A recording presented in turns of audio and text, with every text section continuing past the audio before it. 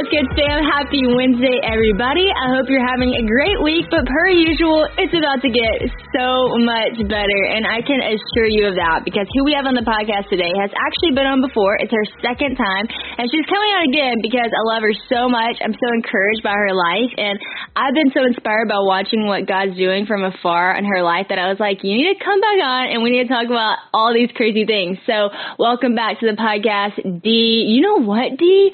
I just realized I don't even know your new last name. That's so true. I'm still getting used to it because I feel like I have this new identity, like a secret agent life or something. No, for real. I was like, D and ... You're married. I am. Wait, what is your new last name? So my new last name is Sikaner. It used to be Kisser, but now it's Sikaner. So.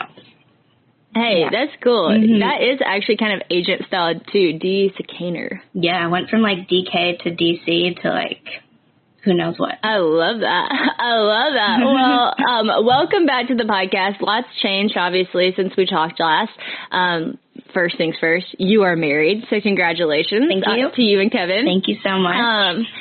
Let me just say to the people out there, I truly love these two people. I haven't had much time to spend with them, but when they came for LO conference, we got to have brunch, and we loved y'all even more. And it was I hope you don't mind me sharing this, but y'all were kind of talking about, and y'all talk about this all the time, just being different. And you were talking about how, like, Southern people respond differently, and sometimes it can be, like, annoying how people respond and the way people look, which I can't even imagine on that level in some ways. But it was funny because I said, Dee, you know what? I'm just going to be real with you. I don't know if people are looking because y'all are, like, different. I think people are looking because y'all are, like, the coolest two people ever. Y'all's style is always swag. Y'all have a walk about y'all. Y'all are so cute. I was like, you might be right. They might be looking for one reason, but they might be staring a little longer because y'all are two of the coolest people ever. So that's just fact. That's funny because that conversation actually, I don't want to say convicted me, but it like kind of like course corrected some things because I think like anyone who is living with a difference, like it can get really easy and you don't really realize how easy it is to just like get upset about things or just kind of dwell on things that maybe you shouldn't be dwelling on, like, oh, why is everyone staring at me? And it can get a little like negative. And I think that conversation that we had was such a reminder of like why it's so important to have good people in your life to speak truth and like into your situation. Because that's such a great reminder that, you know, people are probably looking at you because you do have the light of Christ in you, and everyone's attracted to the light. And so even if they don't realize what they're looking at, and who cares if you're a little bit different, it just, you leave a bigger impact. It is a cool thing when you flip it and be like, you know what? I am the light of the world. God has called me to be a light. And if people are going to look and like give them something worth looking at, right? And Absolutely. The only thing that is worth people's awe is the glory of God, right? So glorify God with your life. But you guys live that to the fullest, you and Kevin. It's amazing. But, you know, people love a good how'd you meet story. I do. And this podcast, we love a good how you met. So tell us how you and Kevin met and got to this point of being married. So we met when we were younger. I would say little, but we're still little, so I'll just use the word younger. How many minutes in are we before the first short joke comes out? Hey, you're the queen of short jokes, and you slide it in so effortlessly. If you weren't listening to the first podcast we had, Dee hit me with a short joke the very first ambassador call we were on, and I got so awkward, and I love it so much. It's hilarious. Yeah, it was a defining moment for us, for sure. But anyways, we met when we were younger, and we met through an organization called Little People of America. And basically what that is, it's like a 1-week conference every summer for people with dwarfism to come, and you can play sports, you get to meet your friends, there's dances, there's events, there's like expos, so you can meet doctors, parents get to meet, and basically it's like a week where you get to be around people who look like you. And growing up, like, that is so important for young kids, like, who are navigating a world where they just don't look like everyone else, and they get to all of a sudden just be around people where they don't have to think about their difference. They just are looking at people who look like them. So that's cool. Yeah, we love LPA, but we met in I would say probably 2007, so quite a long time ago, but we weren't friends then. Like, we knew of each other. We had seen each other, but we never talked. Like, we couldn't remember ever having a conversation. And then kind of started like growing up and stuff, and then you get Instagram, and then you like add each other online, and you kind of see like, oh, you're out of puberty now, like, oh, you're actually kind of cute, like, oh, that's nice, and like, oh, you take nice photos, and like, oh wow, she's a swimmer, like, that's cool. So we're kind of like admiring from afar, but never really did anything. And then in COVID, when I wasn't traveling for swimming, so I didn't really have much to do. I was stuck at home like everyone, and what else do you do but you just start up conversations with people, I guess. And then Kevin had posted something on his Instagram story that kind of sounded like it was a biblical reference, but at the time, like, I had no idea that he was Christian at all or that we had the same faith. And then so I like slid a little reaction, like the little fire emoji, just like showing that I was like, that's kind of cool, but not like committing to any words at all. And then it's so real. Literally. And then he responded to that. So I always say like, oh, he was like super interested if you respond to a reaction. And then we just started talking. And then I think I said something like, so I take it you go to church. And he goes, yeah, like Jesus changed my life. Jesus did this, blah, blah, blah. And I was like, oh, that's nice. You're like, yes. Yeah. Like, check. This is real. That's awesome. Yeah. And so then we just started dating long distance. The borders were closed for about the first 7 months of us dating. And then I went off to Tokyo in September, I guess, of 2021. And then after I came back, I went to see him in person for the first time with new feelings. And that's always weird because you have talked to somebody for so long, you know them so well, true. But you like physically have not like been able to touch them or like see them in person. So that was great. And that just really solidified a lot of things. And then flash forward to this past August and got a ring on my finger and we're doing well. That is amazing. I love y'all's story so much. And there's actually like a lot of wisdom you can pull out from how y'all got together, because I think a lot of girls ask the question, do you think it's okay for a girl to pursue a guy? And I always say, like, I think that, yes, short answer is yes, but I also think that it is so nice for anyone to feel pursued. I think both people should be pursuing each other. But I think that the guy should, really lead the pursuit of the girl, but I think that the girl should give the guy confidence to pursue. And so I think like sliding up to a story and a little fire emoji, that's giving a guy confidence to pursue, so you're not like in the leadership position of fully pursuing Kevin, but you are saying like, hey, I'm kind of interested in what you got going on over there, and I would like to have a conversation started. And then he kind of was able to come back, take it over, you'll have this conversation. So I think it's like, it's a two-way thing. You both pursue each other, but I do think, the way God designed things, it's a beautiful thing for a man to lead that pursuit. But girls, like, don't just do nothing. Like, give the guy some confidence to pursue. Let him know you're interested. So yeah, I love that. And you mentioned, he's a photographer. You're a swimmer. You are at the time. I think maybe once a swimmer, always a swimmer. You're not necessarily still competing at the level you were. Hello, Olympics. But things have changed. But I remember whenever y'all started dating and you tagged him in the first thing, and I like clicked on his page. And I was like, oh, he's so cool. Oh, my gosh. And I was like telling Christian, I was like, I think I'm going to follow him. And Christian said, no, you are not. You're not following this guy, because it's like one of those moments where it's like when one of your friends starts dating someone and you follow too soon and then they break up and you're like, oh, dang, like now you just follow this random person that you're never going to have any other interaction with in life. And so he's like, you cannot follow him. So I think I waited till y'all were like engaged or even married, because I was like, okay, now we're in. But he really is so cool, and so are you. Y'all do so many great things together. But you mentioned being in Tokyo in the midst of y'all starting dating. We talked about that last time. Give us an update on just retiring on swimming. I just kind of mentioned once a swimmer, always a swimmer, but what is that transition like, going from something your identity was in such a huge way to now not doing that any longer? One of the things that Christian and I bonded on whenever we started dating was how many things we love to do together. We both love sports. We love playing all sports, and doing that together is so fun. We also love cards and just really any game and any competition we are down for. Another thing that we help each other out by doing is just taking care of our health. He helps me out a lot with this because he is so good at it. And taking care of your health doesn't always have to be so hard. That's what I learned after dating Christian, and that's what we discovered when we started drinking AG1. We love AG1. You guys have heard us talk about it. It's so simple. Every single day, you just put 1 scoop of AG1, like I have right here, into a drink of water. I like cold water. I just think it tastes better. Mix it up. It feels so good and so healthy going down. And honestly, the first day that I took AG1, I noticed a difference in my focus and my energy, and I was like, okay, this stuff is legit.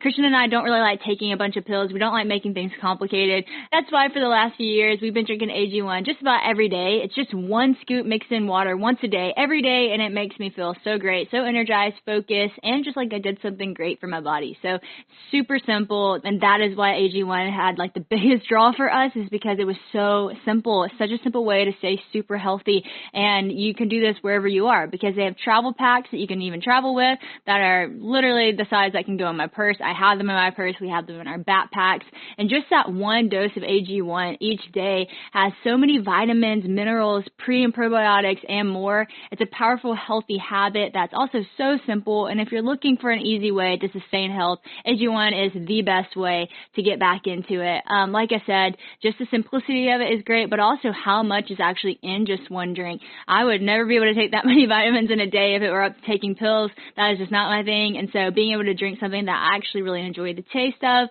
is so great for me. If there's one product that I would recommend to elevate your health, that's definitely AG1, and that's why we've been partnering with them for so long. We have gotten so many friends hooked on this. Since we talk about it on social media a lot, people will text us and they're like, do you really love this? And we really do. We wouldn't talk about it this much if we didn't appreciate it. Christian and I both recommend it just because it's a small way to make a really big difference. So if you want to take ownership of your health, start with AG1. Try AG1 and get a free 1-year supply of vitamin D3 plus K2 and 5 free AG1 travel packs with your first purchase exclusively at drinkag1.com/whoa. Again, that's drinkag1.com/whoa to check it out today. Yeah, so that's like, I don't know, to say like you retired at 26, like that's such an odd thing to say, but it really was like for 15 years, just everything that I did. And it was very like, I mean, you're at the pool all the time, you're competing around the world, you're representing your country. It's an amazing honor. Lots of setbacks, lots of victories, and everything in between was just incredible. And I think I shared this last time when you asked like what the best piece of advice you've ever received is. I said something that my mom had said to me about not making your identity what you do. So at the time, like I had missed the previous Paralympics, and I was super upset about it. And she had said, Danielle, you know, you're not Danielle who, like the swimmer, you are Danielle who is a child of God who happens to swim. And from that time, I kind of made like a decision with God where I said, okay, God, like, I don't know what's going to happen in my career. I don't know where you're going to take me. I don't even know if I'm going to get faster, but I know that I'm going to do this wholeheartedly until you tell me to stop. And it was just this like decision that I made, like being a high level athlete, you have to be all in or else why are you doing it? Like if you want to pursue the greatest sporting event of all time, like you have to be all in. And I had kind of sat down with the Lord and I just said like, you know, I will do this until you tell me to stop. And so over the last few years, I guess that would be like 8 years since that moment, when I wouldn't make a team, I still felt like God was telling me to keep going. When I would get injured or like still keep going. When I would make a team, I'm like, oh, okay, maybe it's a good time to retire now because you can leave on top. Still kept going. Went to Tokyo. It was insane on many different levels. Still felt like I was supposed to keep going. And then it actually was not this last low conference, but the previous one. So I guess in 2022, I was standing in worship, and it was just like all of a sudden I just felt the Lord say like, it's time. And instantly, like I knew exactly what he meant. I felt like I had been preparing just to be all in. And then when God tells you it's time to be done, like it's time to be done. And then I just spent that next year just preparing on how to leave. Like I didn't feel in the moment like it's time, you're done, you're never getting in the water. Like it was just kind of like, it's time, like at the end of this next season, you will be done. And that's an amazing thing when you're able to give what you do to God so fully and be like okay with him saying it's time to be done. And there are moments, like, of course, like there are moments where I was like, oh, what do I do? Like I have not had, like, I'm 26 years old. I haven't actually worked like a actual job because I've been an athlete for my whole life. Like, what do I do? What's next? And he just made it so clear that it was just time to be done. And so I got to spend the last year figuring out kind of how I wanted to leave and like, you know, just helping out the next generation coming up on the team, enjoying swimming, enjoying the pleasures of getting to push your body in ways that, you know, you're not going to get to do ever again, and just really finding that joy. So I don't know if that really answers the question, but I guess okay, that's good. It answered it so well. I mean, even better because it opened up so many more doors of conversation from there. Because I'm sitting here thinking about, I don't know, just you said something actually on your podcast. I think Kevin said it, but I want to bring it up, and also I want to talk about your podcast in a little bit. But you were talking about goals and like, is it good to have goals? Is it not good? And all these things. And Kevin was talking about how he had this goal. I think it was to run like 1,000 miles or something like that. It was like, I think it added 1,000 miles in a year. Yeah, like 4 miles a day, I think, if he did it. It was very crazy. I mean, inspiring. My husband does stuff like that too. And I'm like, okay, you're slightly crazy, but inspiring. But I was like, what I loved about it was when he was talking about how, you know, he came to a point where he had to realize, like, this is not a sustainable goal for me, because it's actually not healthy. Like, I thought this was going to be cool, but it's not healthy because now everything has become second to running. And I think that, like, culture, there's this pressure to not quit something because quitting equals failure a lot of times in our mind. And also, like, I will say, growing up, my mom was very big, and I 100% stand by this and plan to parent my kids like this too. You don't quit. You know, you don't quit on your team. If you want to no longer do a sport, you wait till the end of the season and you cannot pick it up next time, but you don't quit mid-season and stuff like that. However, I think there are exceptions, and it's not necessarily quitting. It's actually wisdom and discernment to say, this is no longer good for my life because this has become an idol. This has become an identity. This has become too big of a priority for me.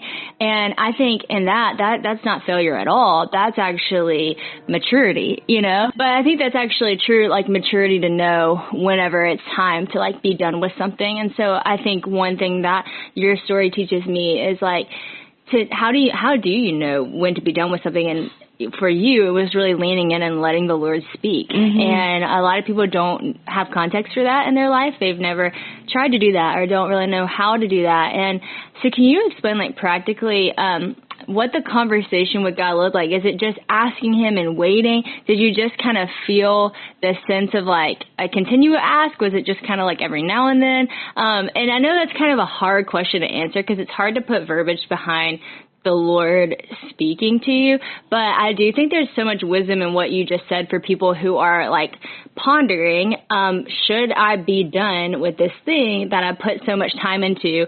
And how do I really know, like, how do I like find the confidence to say it's time? Yeah, that's good. I think this is a multi-level answer for this. And I would say it has to start with your identity.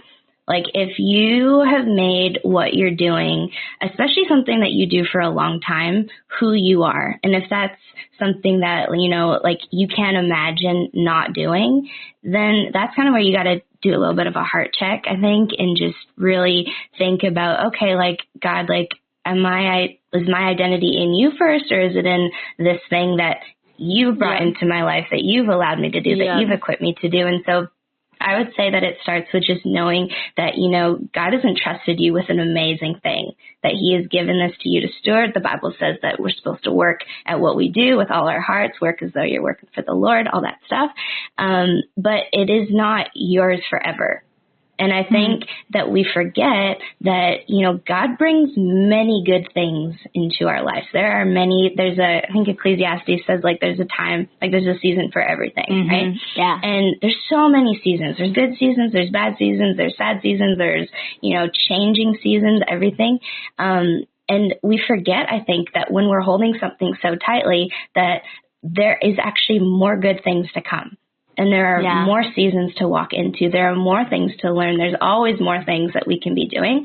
And if we get stuck just doing one thing, we're going to miss out, I think, on a whole lot more that God wants to do in and through us, because we're so much more than just one thing, right? That's so true. Yeah, we have so many talents. And even if you don't think you have talents, I'm sure you have many that you don't even realize. And that then comes into asking God, okay, what do I do? And for some people who've been doing this thing for a long time, it's bringing that really to the Lord and just saying, all right, this was pretty amazing. It hurt sometimes, but it was amazing. Now, God, almost like a challenge, God, how can you top this? Or how can you can you do one better? Because that he just wants to be invited into the journey with you. He wants to show you, he wants to blow your mind. And I thought, going to Tokyo, that was pretty mind-blowing. But what I think the seasons now that I'm going to be walking into, now that I have actual free time to do these new things that, I'm passionate about, they're going to be amazing, too, in their own way. Yeah, that's so true. And I think, not comparing what God did to the last thing, Christine Cain's message at Passion was so good. And it was about that verse, behold, I'm doing a new thing. Yep. And, I think, a lot of times whenever, in the past, and I've heard that verse, and, it's normally oh, man, something bad happened. He's doing a new thing. I'm walking into that new thing. But basically she was saying the context of that verse was I'm doing a new thing. Don't compare what I'm doing now to what I did back then, because you might think it's less than what I did back then, but it's not less than. It's just different, and it's what's needed for now. And I think, for you're looking at Tokyo, and from a world standpoint, people might say you peaked, but you're going, no, that was just a part of the journey.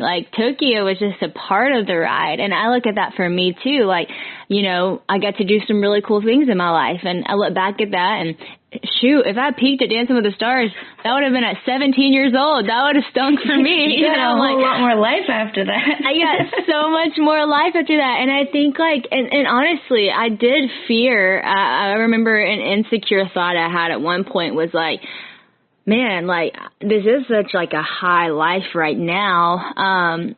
What is next, but man, God really does go from glory to glory. And that doesn't mean that life goes from glory to glory, but he does in the midst of life. And so no matter what you're walking into, that doesn't mean it's going to be as big as the last thing from a world perspective, but it could have just as much significance. And I look at my life now, and man, I thought that was a high life. This is so much better.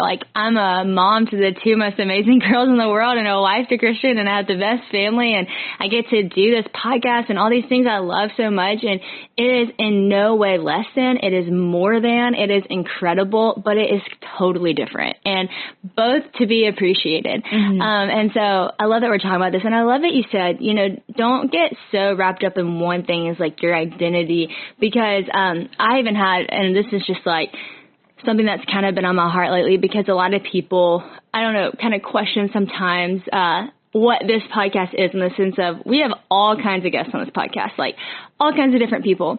And people will be oh, I can't believe you had this person on this Christian podcast and all this stuff. And I always think this is not a Christian podcast. I am a Christian and I have a podcast. And so everything I do is going to be to honor and glorify God and to bring people to him and to know him. And right now I'm doing that through the avenue of podcasting. But this podcast isn't defined to this, it's a Christian podcast, so only Christian people can be on it. As a Christian, I'm going to be friends with all types of people, and I'm going to hopefully share the love of the Lord and share the light. And I think so many times we do, we try to just put boxes around everything and categorize and this and that. And man, you miss out on fullness when you do that. And I'm not saying, conform to the world, anything like that. I'm saying be fully who you are, and don't box God in, he's so much bigger. Yeah, absolutely. And what does it say? We're called to be the light of the world. And there's not just Christians in this world. You can walk out your door and you can know that for a fact. True. And so it's figuring out, what God has entrusted you with in the time that you're in, and shining your light in that way, and using different mediums.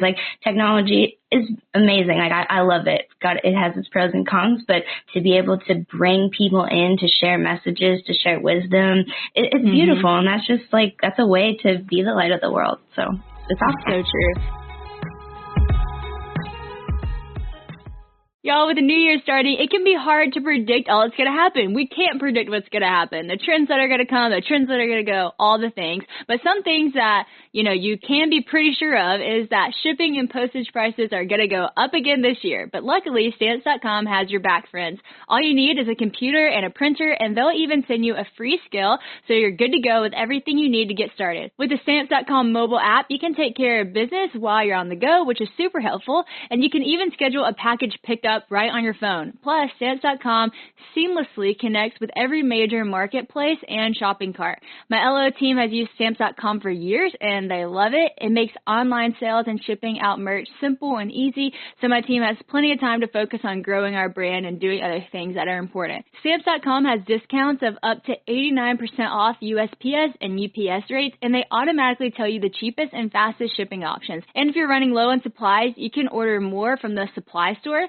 Stamps.com has been a postage partner for over 1 million businesses for 25 years, which is pretty amazing, right? They can help you get access to all the shipping services that you need right from your computer anytime, day or night. So take a chunk out of your mailing and shipping costs this year with Stamps.com. Sign up with the promo code WHOA, that's WHOA, for a special offer that includes a 4-week trial, plus free postage and a free digital scale. There's no long-term commitments or contracts. Just go to Stamps.com, click the microphone at the top of the page, and enter the code WHOA.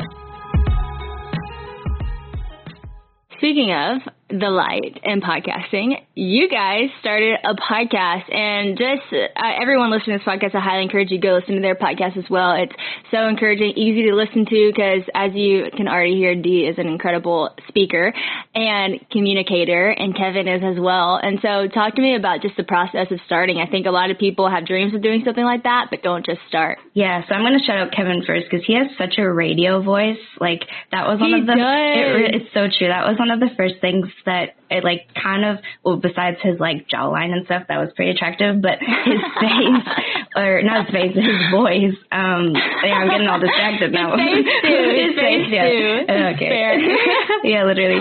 But, so we would send each other voice messages, and the very first voice message he sent me, I just heard his voice, and I don't know what it is, when your senses are heightened and you can't see someone, but it's just hearing it. And I was like, oh wow, I could listen to that voice for a lot longer than just today. So he has a good awesome podcast voice. But yeah, so we kind of had, we both, I guess I could start by saying that when we started dating, we both didn't know that we would ever marry another little person before meeting each other. And that was just the whole thing that we were working through, individually. I had my thoughts about, I didn't grow up being around other little people. So, when I thought about comfort, when I thought about protection, I thought about my family, who are all tall, and I didn't equate, that type of stuff to be coming from someone who would look like me. And he had his own reasons as well. But we both realized that, and the Bible says 2 are better than 1, that what God has done in his life, what God has done in my life, we have a lot of fun together, and we have a lot of different perspectives. I'm all about, this little light, shine your light, make the world brighter, all that stuff. And he always says, make a difference with your difference. And when you combine shining your light and making a difference with your difference, they just, it's powerful. And so when we were dating and stuff, we kind of talked about, dreaming up what we could do. And we had thought about a podcast, and then we just didn't live in the same place, so it was kind of hard to do something like that, but it was always on our hearts. I think his heart more, for sure. I was a little bit like, I'm doing a lot of stuff right now, like I don't think I have the time. But then at LO conference this year, so if you guys are getting anything from this podcast, go to LO conference, because apparently I've gotten a lot of revelations about a lot of things at these places.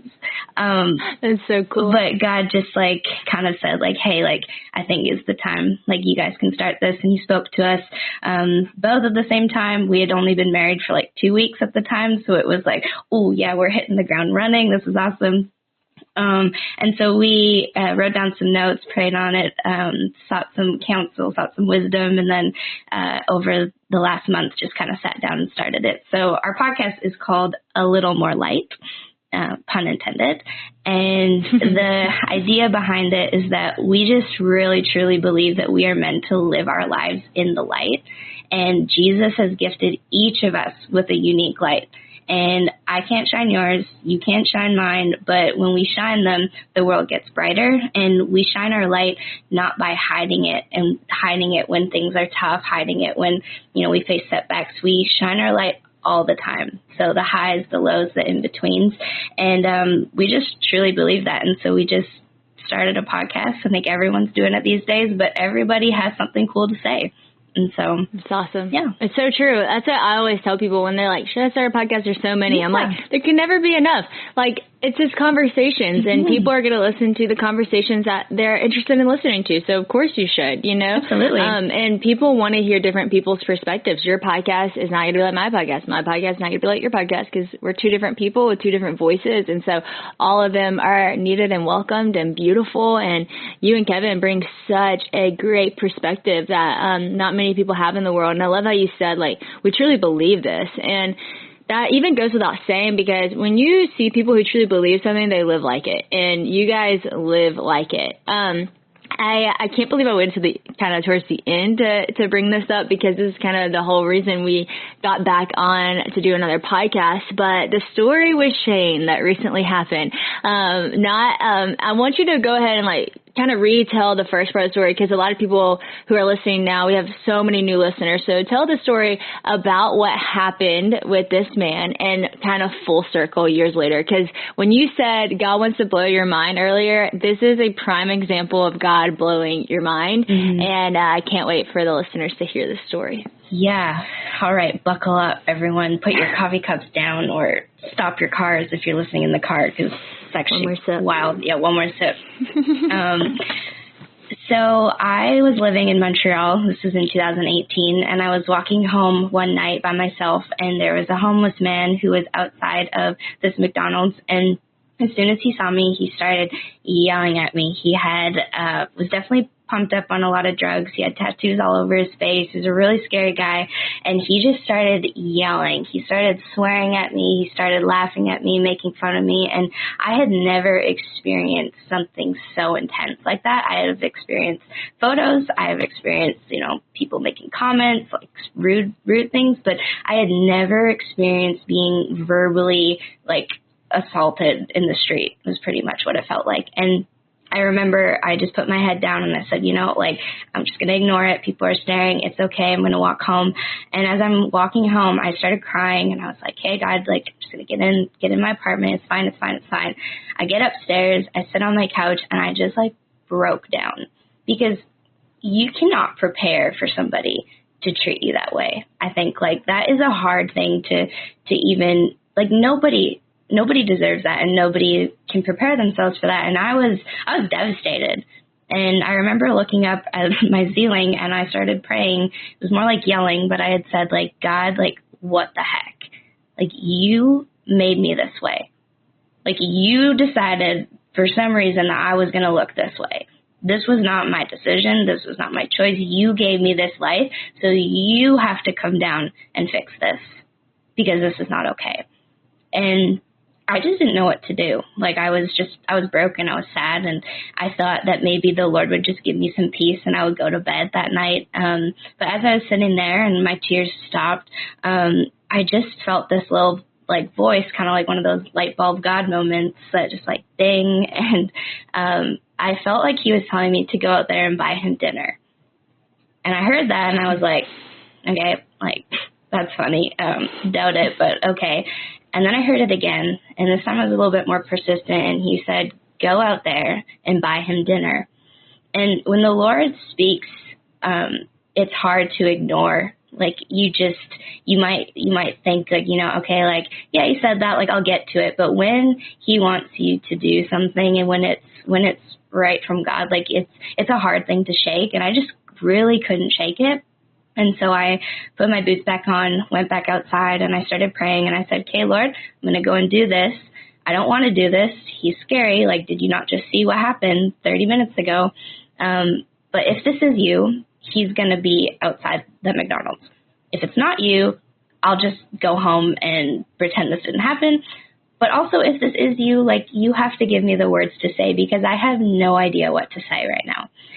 And so I stopped praying and turned the corner, and he's standing there at the street corner again. I was like, okay, well, guess I got to do this. And so I walked right up to him, and I remember looking at him, and he's like smiling at me and laughing, and I just stuck out my hand and I said, hey, my name's Danielle. Can I buy you dinner? And his jaw like dropped to the floor. He was just absolutely in shock. And he looked at me and he said, you would do that for me. And I said, yeah, like, I forgive you. I'll buy you anything you want.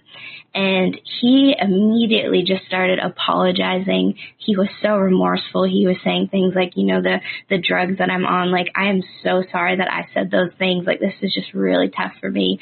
And I said, I forgive you. Like, let's go eat. And so we went into the McDonald's. He picked out what he wanted, and for 15 minutes we just talked about life. And he told me that he was from the same place that I came from. So I actually looked this up. Montreal and where I live is, for Americans, you guys do miles, so it's 2,952 miles away. And he's from the same place that I was from, and so I thought that was kind of cool. I was like, oh, hey, God, that's neat. So I just got to preach at Passion, and I preached the importance of knowing the Bible. The Bible has changed my life, and it's so important that when you read the story, you share the story so that the story is not forgotten. The Bible has been such a great resource for me so many times in my life, and that is why I love our partners at Cru and their mission to share Jesus and the Word all over the world. Cru has missionaries in nearly every country on earth, and they're seeing so many people give their lives to Jesus. But for many of these new Christians, there's one really big problem they're missing out on, and that is that there's not a Bible in their own language. For many of us, taking in God's Word is easy. You pick it up on your phone. It's on your phone. You have probably 12 Bibles at your house. Your parents have Bibles. Your friends have Bibles. There's Bibles everywhere. But for many Christians around the world and many people around the world, that's not the case. They don't have access to one. But for only $24 a month, you can help Cru provide Bibles for 3 people each and every month. When you sign up to provide 3 Bibles with a monthly gift of $24, as a thank you, Cru will provide meals to 12 hungry individuals through the Humanitarian Aid Ministry. Plus, you'll receive a free copy of Christian and I's new book, How to Put Love First. If you haven't heard of it, it's a 90-day challenge about putting God first in your life. Lots of you have already signed up to partner with Cru, and I just want to say thank you so much for that. You're already just so awesome and doing so many awesome things, but Cru has a lot more work to be done and a lot more of the Word to share with other people, so we need continued help to do that. So simply text GOOD, G-O-O-D, to 71326 to help today. Just imagine how much this monthly gift can change someone's life. So text GOOD to 71326, that's G-O-O-D, to 71326 to help now, or visit give.cru.org/good. Message and data rates may apply, available to U.S. addresses only. And then he told me about his wife. He told me about his kids, that he hadn't seen them in a few years, that he was really trying to get back to things. And so he told me about that. And then I felt this nudge that I should pray for him. And so I asked him if I could pray. And he said, yeah, I knew about God a long time ago. That would be great. So I stuck my hand out on him, this little 4'1" dwarf and this guy with tattoos all over his face. And I just prayed for him.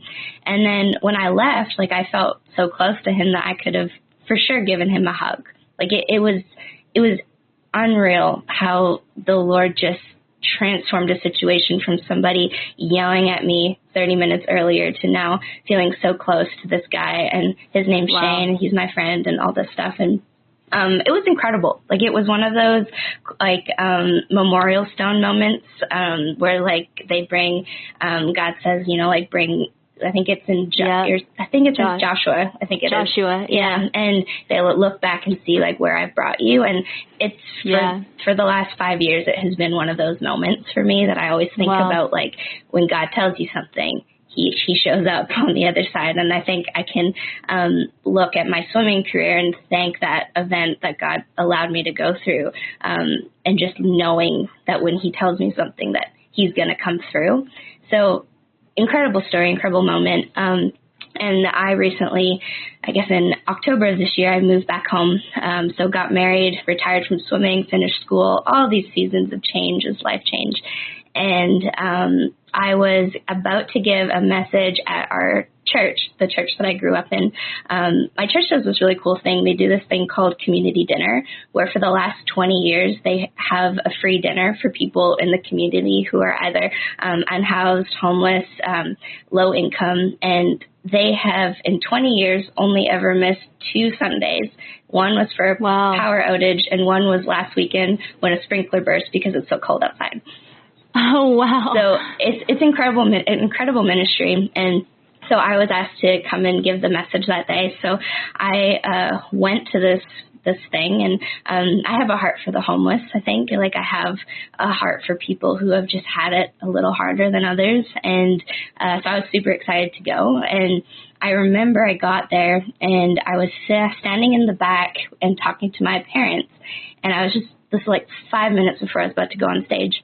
And all of a sudden, Shane walks in.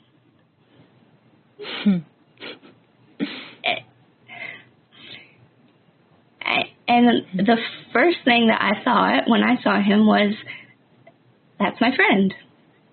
And it was just this mind-blowing thing. Like, I had not seen him for 5 years.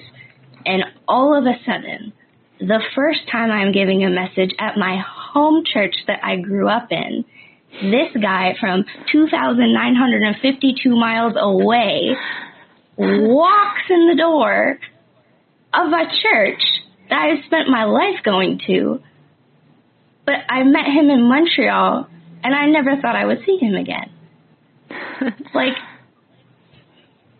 what? You cannot tell me that God is not real. And I was bawling. I just started crying. He sees me. He looks shocked. I go up to him, and I'm like, what the heck?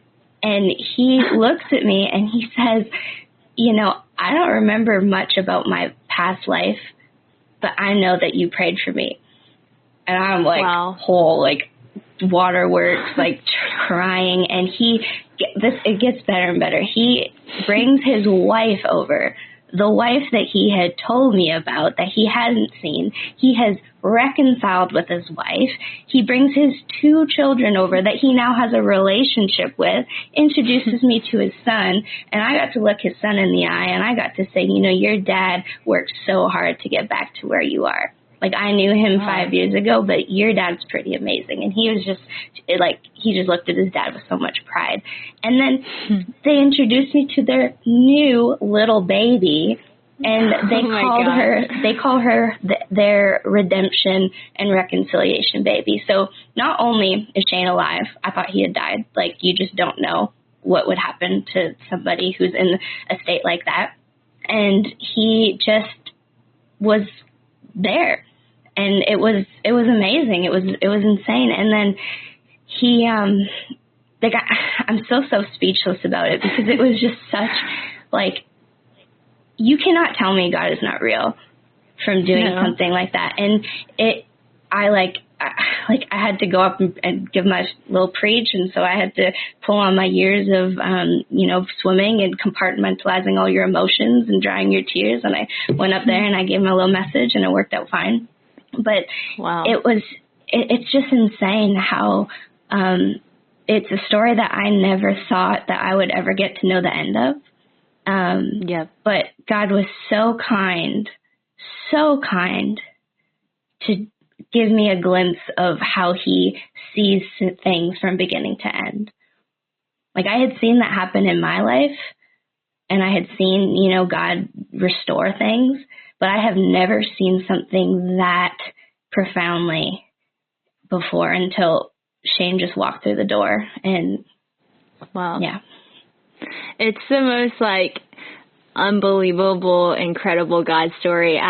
So Dee sent me a voice memo. I think it was that night, or I don't know if it was around the time, but it was like late at night. I'm laying in bed and I get like a couple voice memos from Dee, and we don't text all the time. So I was like, what is this? I press play, and my jaw's like on the floor. I'm like, Christian, are you listening to this? This is the most insane story I've ever heard. And it's incredible. It's a story that you got to share. And I said to Dee, you got to come on the podcast and you got to share that story, because how you just said, you can't tell me God's not real. I mean, I just did this message at Passion, and then I posted this clip on social media, and I was like, I might not be able to convince you that God is real, but you cannot convince me that he's not, because of the evidence of his faithfulness I've seen. And I think that, you know, that's one of those stories where, you know, someone can come tell you anything they want to tell you about science and this and that and try to prove to you God's not real, but you're like, no, like, I 100% know God is real, because that night I heard God say, go buy this man dinner. And so when the world's like, how do you know God's real? How do you know God is real? Well, I mean, the Bible, yes, but also like what I have seen, and you can't deny it, you know? And so what I think is so cool too is that God already, like, he didn't have to show you the other side of it. Like, he already kind of, you know, gave you a piece about it that night when you know, obeyed what he said to go give him dinner, which, by the way, is totally counter than anything I know you would have wanted to do. It goes against all human flesh of like, you just got screamed at by this man that is kind of scary, and he was on drugs and it was nuts, and you went down and you gave him dinner. And then like God already answered that by him being, you know, sorry in that moment and being like, I'm really sorry, and acknowledging where he's at, having dinner with him. Like, it already was a good story. It already was like a redemption story in and of itself for you. And then last time you were on this podcast, you even told it like the redemption story it was. And I cried then. I was like, God's so good. This is so amazing. And then God's like, no, you think that was anything? That was just the seed that was planted. Wait till I water this for a little bit. Wait till you see what actually is going to happen, which just makes me think about how like prayer is so powerful. And we always say like, it's like a seed. It's like a seed. But like, this is what it practically looks like. That was a seed of prayer for this person to see what God was going to do. And then 5 years later, because it takes time to harvest, it takes time for the work to be done. Amen. Who knows how much work this guy put into being where he's at, but Lord knows it was a lot, because he was on drugs, and that's very hard to get off of. He had to go and reconcile with his wife, which so much forgiveness has to be had. His wife had to forgive him for all the things that he had done. So they both chose that. And then that he gets to be the father to his kids. And then he's not only doing all that, but he's also bringing his family to church and leading his family to know the Lord and love the Lord and go to a place where they're going to be fed not only food, but fed the word that you happen to be preaching, of all people, 2,000 miles away from when you met this guy 5 years ago. Literally. I mean, just to kind of like repeat everything you just said, that's insane. That's just like, it's just God. It's something only God can do. And I love what you just said when we went out for a second, but I want you to say it again. Like, what that kind of helped you see in your own life on like a big scale, because you were kind of going through so many changes whenever Shane walked in the room that night. And what did it kind of tell you about how God works? Yeah, well, it was something that, you know, I know I'm not ever entitled to know the end of someone's story. And it was just the biggest flex on God's part of letting me see the end of someone that you would never like think about, that you would cross paths across the country that you're living in. And, you know, I'm going right now just through a big changes in life. Like I just got married, so I have a new last name. I'm applying for citizenship to America, so I'm going to be leaving my country. I retired from swimming. I finished school. I moved up back home. Like there's just so many changes happening right now. And I think for Shane to come back into my life at that moment was really God just showing me that, he does see things from beginning to end. Like, even though that things are changing, even though that I'm not doing the same things I was, like we talked about in the beginning about how he's always bringing new things, and they're not going to look always like what you just experienced, but just that reminder of where I had been and, just being faithful with obeying what he's asking you to do in prayer and stepping out in faith and shining your light in the way that, you can and the way that you're able to. Just how important that is, like you're saying, like it's so important. And I think, the more that we walk with Jesus, the brighter our light gets. Like he has given us the responsibility, and it is a responsibility to be the light of the world. And so if